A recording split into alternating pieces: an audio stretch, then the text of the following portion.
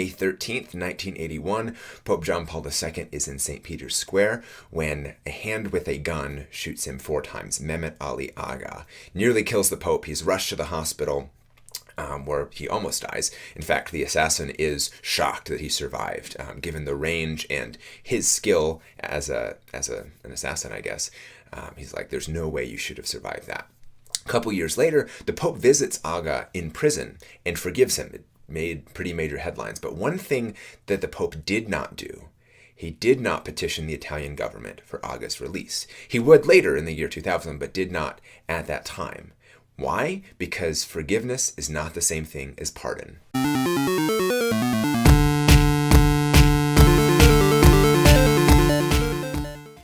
So forgiveness, in order for it to be real, involves several things. One of those things is recognizing that the other person has done something that hurts you. And then recognizing you have a right to retaliation. You have a right to your anger. You have a right for justice to be done. And then forgiveness says, I'm releasing you of that debt that you owe to me. That's what forgiveness is. Now, how this is different from pardon, their actions to you have other consequences. For example, to society as a whole, but also to them as a person, because whenever you sin, you hurt yourself. Pardon is more on saying, like, I don't want you to have these other consequences. So, for example, that would be getting you out of prison. The Pope did forgive Aga, saying, I'm not personally holding anything against you for your actions. However, those actions still have other consequences, hence you're going to be serving time in jail. You see, Aga had been a killer before.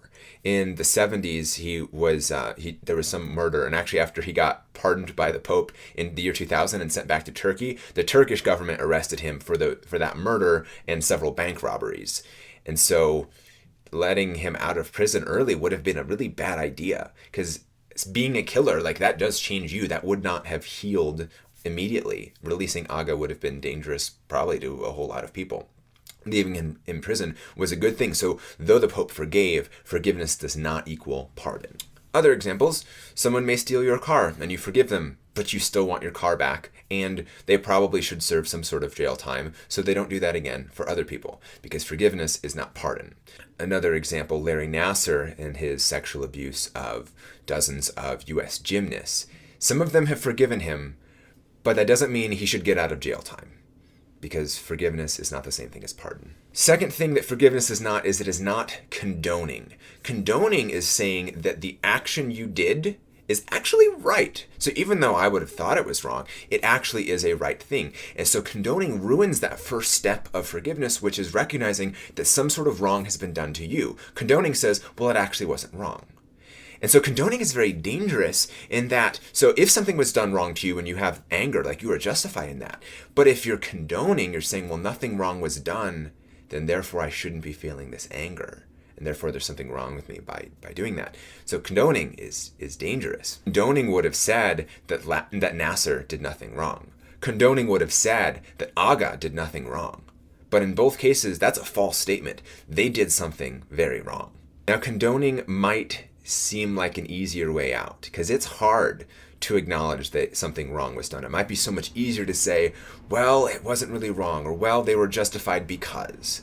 To actually have to face that hurt can be very difficult, but the thing is, that route actually works. Condoning never works. Thing that forgiveness is not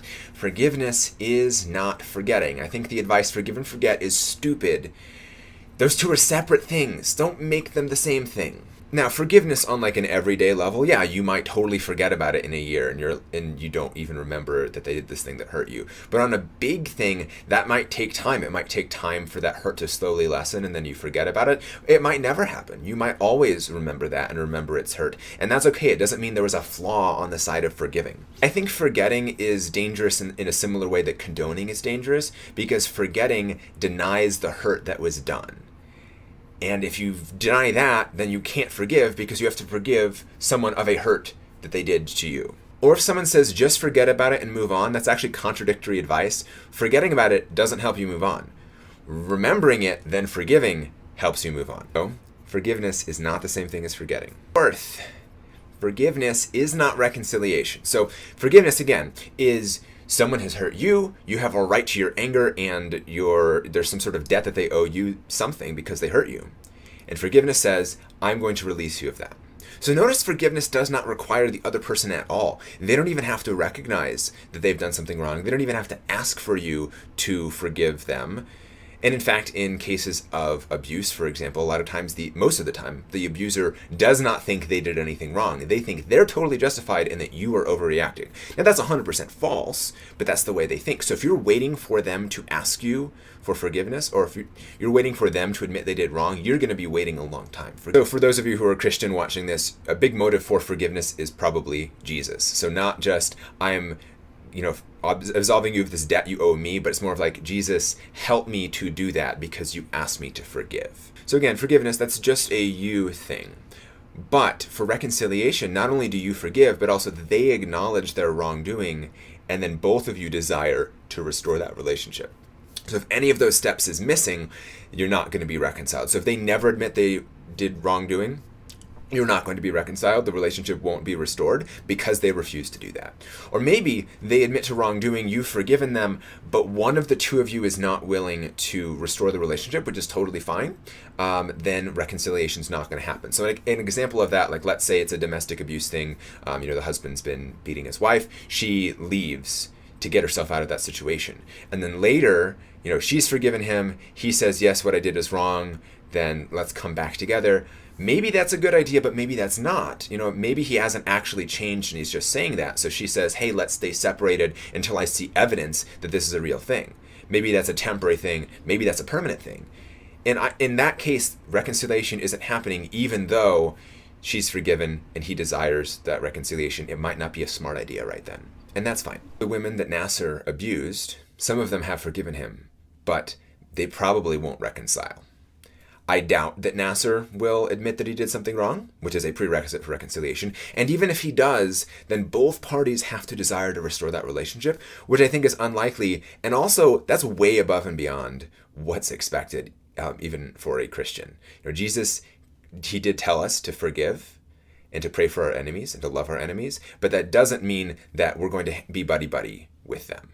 JPII forgave Aga, but did not pardon him, left him in prison. Now, they did stay in contact, they did talk more, and then eventually they did reconcile, but that was because Aga responded well to that. He may have responded poorly, and this is an example of the Pope going above and beyond what was expected. This is not saying like everyone must do this. If you're shot by someone trying to kill you, you should try to be friends with them later. And we know that they did reconcile and that Aga was at the Pope's canonization, which is super cool. Jesus forgave his crucifiers. He said, Father, forgive them, they know not what they're doing. But that doesn't mean that they were reconciled, because for them to reconcile, his crucifiers had to know that they did something wrong and then asked for forgiveness, which tangentially is an interesting answer to the question of, well, if Jesus died for everyone's sins and forgave them, why doesn't everyone get to heaven? It's because forgiveness and reconciliation are different. Jesus forgave everyone, but if they don't receive that forgiveness and recognize that they did something wrong, they're not going to be reconciled. Fifth and finally, forgiveness is not easy and does not feel easy either. Acknowledging hurt, that's hard. Acknowledging that you have a right to your anger, that's also hard. Sometimes we feel guilty about our emotions. We judge our emotions. And then from that saying, I have a right to my hurt and a right to have retaliation, and I'm choosing not to, that's also really hard. Ultimately, though, that leads to healing. Also, notice that I said that forgiveness isn't easy and sometimes doesn't feel easy either. Those are separate things. Forgiveness is actually not about feelings. It's about a choice that you make. So if you choose to forgive someone but don't feel like it, then the feelings are irrelevant at that point. Now, also later, more hurts may surface. Like, you might have recognized that they hurt you in X way, and so you forgive them of that. But, in 20 years, you realize there was also Y and Z. It doesn't mean your first forgiveness was incomplete or flawed. You forgave them for what you recognized. But now that you've gone deeper, you recognize there's more, and so you can forgive them again. So it's a process that can take time depending on how deep it was. Now, for an everyday thing, like, someone leaves the toilet seat up and they weren't supposed to, or, smaller things, it's probably a lot quicker, but yeah. So think about one person you either need to forgive or want to forgive. Those might be different. It could be big or small. Think about it. Take steps to do that today. P.S. Be a hero today.